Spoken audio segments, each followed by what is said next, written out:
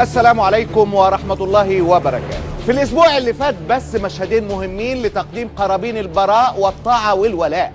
فاروق الفيشاوي بعد ما تملص طويلا، ها هو بعد الضغط يحضر في حوار الإذعان. فأنا حينما أكون معارضا أعترض على بعض السياسات، لكن لا أعترض على سياسة البلد، ولا أعترض أساسا. الجيش المصري ده خط أحمر لا يمكن. قلت أن احنا الشعب انتخب السيسي رئيسا، فنحن أمامه مصابيح ننير له الطريق. الفيشاوي ما كانش الأول طبعا ومش هيكون الأخير بالتأكيد. هشام الجخ خرج هو كمان عشان يغسل سوءات الماضي ويعلن إخلاصه للزعيم. الشعب المصري النهارده ادرك تماما ان حسني مبارك لا كان فاسد ولا كان خاين ولا كان الشعب انت المصري ادركت كده فعلا؟ لا انت مالكش دعوه. لا كلمني عنها. انت ادركت انه كده؟ انت هو بتقول لي الشعب المصري ادرك تماما ان حسني مبارك كانش خاين ولا فاسد ولا حاجه.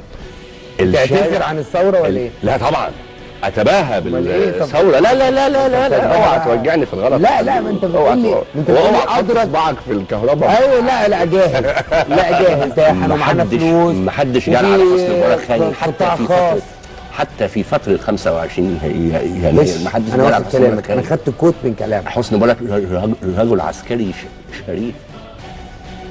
هتشتم وتسب وتلعن جايز، هتشعر بالصدمة للمرة الألف بعد المليون احتمال. في العالم الحر في علاقة شرعية بين الفن والسياسة، بين الفن وترسيخ الانتماء للبلد والأرض، علاقة معظمها في النور. وكالعادة زي كل حاجة عندنا العلاقة دي مقلوبة، معظمها في الضلمة والدهاليز والغرف المغلقة. لكن احنا النهاردة هنحاول نفك الاشتباك، هنحاول نفك طلاسم العلاقة اللي أخرت مصر وخلتنا نعيش في زيف حتى في التاريخ وغياب عن الوعي. هنتابع الممر الآمن الوحيد اللي عمله العسكر لأهل الفن عشان يسمح لهم ان يفضلوا فنانين. النهاردة مفيش تكهنات، مفيش تحليلات، مفيش ظنون. في حلقة الليلة كله بالوثائق والبراهين والفيديوهات والإثباتات، اعترافات ما تحتملش الاسم على اتنين. كل ده عشان نوصل لإجابة سؤال يشبه السؤال التاريخي بتاع هو مين الأصل، البيضة ولا الفرخة؟ سؤال من عينة مين هياخد بإيد مين؟ هل النخبة بمثقفيها وفنانيها وصفوة القوم هم اللي هياخدوا بإيد الشعب؟ ولا الأقدار كتبت على هذا الشعب دونا عن شعوب الأرض إن هو اللي يحرر نخبته من الذل بعد ما يحرر البلد؟ نشوفكم بعد الفاصل. الله غالب. على البركة. في تاريخ البشرية وده باعتراف العالم كله 25 يناير الثورة الأم، الثورة الأولى. سفر الفنانين مع السيسي بدون هدف، مجرد تطبيل؟ نعم. استأذنكم واستأذن اللجنة في دقيقة حداد على أرواح شهداء الحرية في مصر. خبئ قصائدك القديمة كلها، مزق دفاترك القديمة كلها.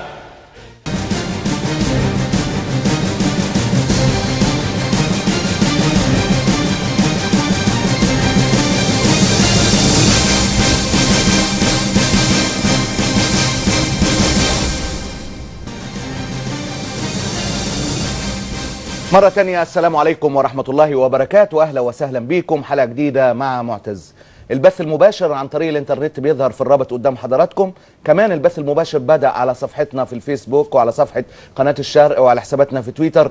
لو بعيد عن شاشة التلفزيون تقدر تتابع البث المباشر عن طريق تطبيق أخبار الشرق على كل الهواتف الذكية. النهاردة بدون حقيقة سفسطة ولا بدون إضافة ولا دعاية، حلقة استثنائية. بدعوكم في البداية بالترحيب بشريكي في تقديم هذه الحلقة، الفنان والإعلامي والصديق الأستاذ هشام عبد الله. أهلا وسهلا بيك ومنور مع معتز يا هشام. أشكرك جدا وعايز أقول لك على حاجة بمناسبة الترحيب بيا، يعني إن أنا كنت من متابعينك لأن كنت بصدقك. ربنا يخليك. كنت لا كنت من متابعينك ولا زلت من متابعينك لحد النهارده والله. احنا عايشين وسط الديابه والله لحد النهارده لا زلت من متابعينك، ربنا يبارك. لان احنا مشينا بمبدا ان قلت ما تخافش وان خفت ما تقولش، وعشان كده بقول لك يا عمنا ما عادش يهمنا لا حكومه تهمنا ولا سجن يلمنا. على البركه. الله غالب والله غالب. طب تعالوا النهارده معانا حاجات بجد وبدون برضو دعايه، حاجات هتذهل حضرتك، حاجات مش هتصدقها، كميه حاجات شهادات واضحه ولا تقبل اللبس من فم اصحابها، حقيقه كميه حاجات قويه جدا. لكن بس قبل ما نبدا في الحكايه سريعا جدا، عشان احنا كنا اجازه خميس وجمعه، ملخص اللي حصل في ال 72 ساعه في الاخبار.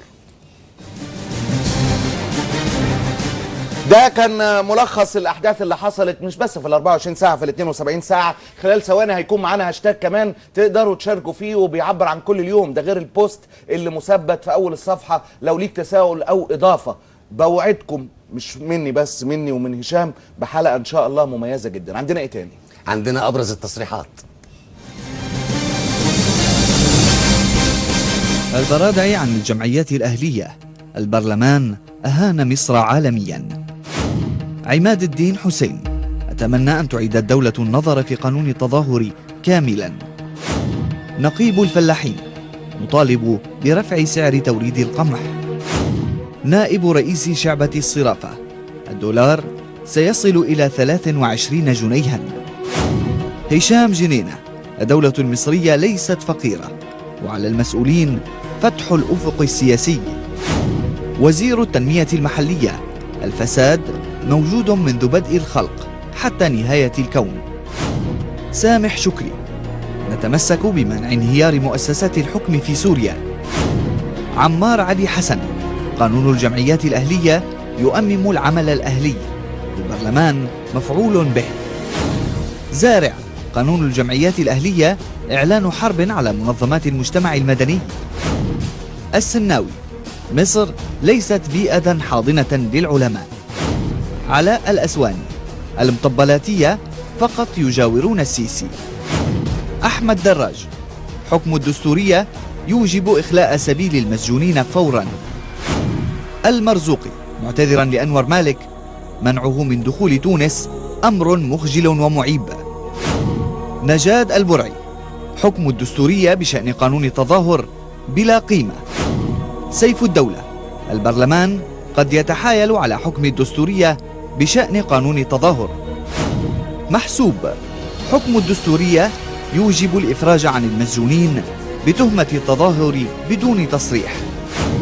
مناسب: حكم الدستورية عن قانون التظاهر زاد هموم المعتقلين. طارق العوض: بطلان المادة 10 من قانون التظاهر لن يفيد المسجونين.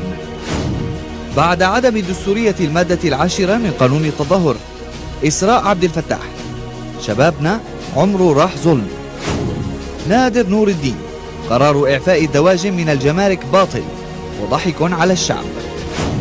يحيى القزاز: إعلان إيران السيطرة على مضيق هرمز رد فعل لطائفية السعودية. أكاديمي سعودي: فرنسا مقبلة على ثورة شعبوية. أبو سعدة: نظام الحاكم الفرد لا ينتج سوى الفساد والاستبداد. ممدوح حمزة: رفع الجمارك عن الدواجن مؤامرة بين الدولة ورجال الأعمال. هيثم الحريري: عن إعفاء الدواجن من الجمارك، الحكومة تصدر الأزمات للمجتمع. مالك عدلي: عن إغلاق الكرامة، مش مستوعب إنه عندنا نظام بيشمع مكتبات. جمال سلطان: الدولة ربحت مليار جنيه من إلغاء الجمارك على الدواجن. جمال عيد: 25 جهة صحفية تحدثني عن فضيحة غلق مكتبة الكرامة. شادي الغزالي حرب: ثمن مصالحة السيسي وسلمان هو تيران وصنافير. عمرو طاهر: إغلاق مكتبات الكرامة أمر مؤسف، والدولة تكره جمال عيد. فيصل القاسم: عن فصائل المعارضة، انتظروا أفغانستان جديدة في سوريا. يوسف الحسيني: عن إعفاء الدواجن من الجمارك، قرار يقضي على الصناعة الوطنية. عمرو سمير عاطف: ساخرا لمنتقدي الحالة الاقتصادية، السيسي ما قصرش في حاجة. كمال خليل: عن ارتفاع سعر الدولار، السيسي فشل في العمل لصالح المواطن. الشنقيطي: ثوار سوريا سيجتمعون في المقابر إذا لم يتوحدوا. خالد علي: لا يعرفون إلا معاداة الفكر والثقافة والآداب، فالمكتبات تمثل خطرا على عشاق الظلام والجهل. محمد الجارح طبيعي اللي كل يوم بيفتح سجن بيروح يقفل مكتبة. المكتبات خطر على الجهل. مصر القوية إغلاق مكتبات الكرامة فساد محاربة للعلم. الزعاترة موقف أمريكا من سوريا يخدم مصالح إسرائيل. ابنة منى مينا التحقيق مع والدتي تنكيل بحركة الأطباء.